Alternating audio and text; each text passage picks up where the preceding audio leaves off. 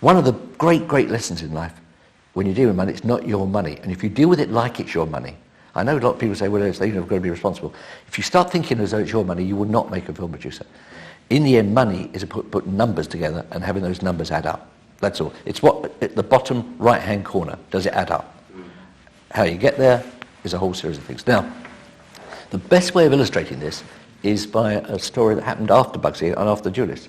I was a big fan of a man called Joe Yanni, who was a major, major film producer before I came along in the 60s. He did Darling, he did Far From the Madding Crowd, and I thought Joe was hot shit, you know.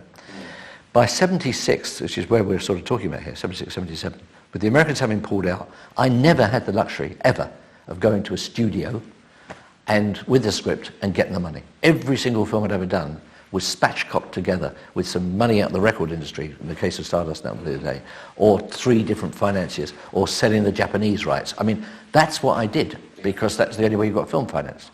And Joe came to me and said, hey, Reed, he said, I'm very intrigued. He said, you put this film, and Bugsy particularly, put this film together. How many people? 5 different investors? How can you do that? He said, I go along to United Artists, I've got my script, I've got Julie Christie, I've got John Schlesinger.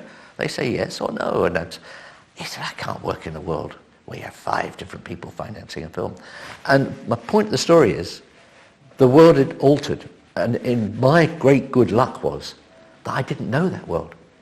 I never had the experience going to a studio and saying, you know, give us the money.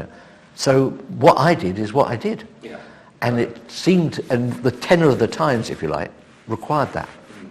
Just let me explain something about the Oscar. For 48 hours, it was brilliant. Got the Oscar, it was fantastic. I got on a plane to come home, and what I realised was what I'd taken on was a massive obligation. I'd moved from being a film producer with an Oscar to a spokesman for an industry. And I said, you've got to understand, every single good thing that happens to you piles on your responsibility to take what you've got and use it.